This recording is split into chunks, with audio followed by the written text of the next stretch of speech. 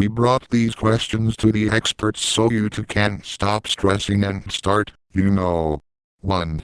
My partner wakes me up to have sex in the middle of the night, but then he acts like he doesn't remember anything about it the next day. What's going on? He may have a condition called sexsomnia, says Debbie Urbanek, Ph.D., a research scientist at Indiana University's Center for Sexual Health Promotion and the author of Sex Made Easy. Waking up in the morning with no memory of initiating sex or masturbating in the middle of the night isn't especially common, but Urbanek says she has been fielding more questions about it lately, especially from women talking about men.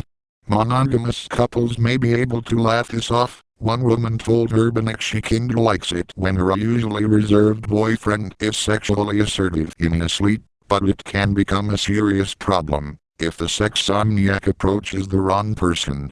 Urbanek says this isn't so much a sex issue as a sleep disorder and recommends consulting a sleep specialist. 2. Should I feel guilty if I secretly prefer sex with a vibrator to sex with my partner?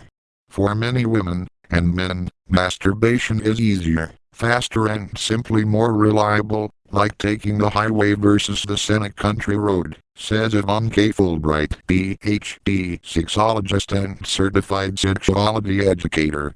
You'll be heartened to hear that research has found that women in relationships tend to masturbate more than those who are single.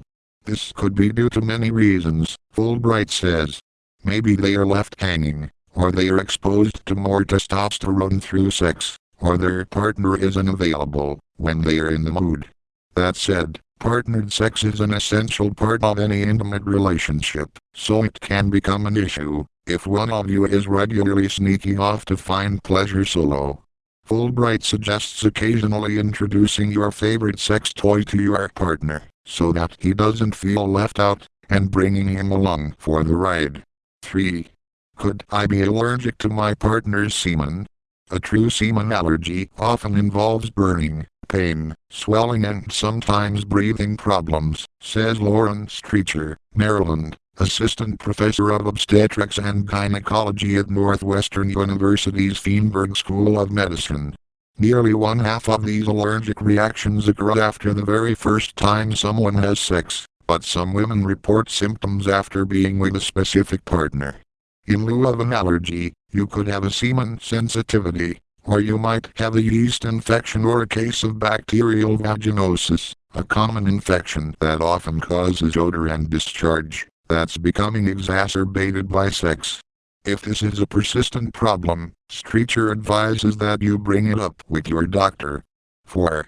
Are we the only people in the world not having crazy, kinky, bondage S&M upside-down frosting-covered sex? Kink tends to be overreported, Fulbright says. Even the number of people having anal sex, which seems to have increased over the past few years, is still pretty low compared with how often we hear about it, she says. About 21% of women in their late 20s and 30s, and about 12% of women in their 40s, 21 to 27% of men in the same age groups, according to data from the Kinsey Institute.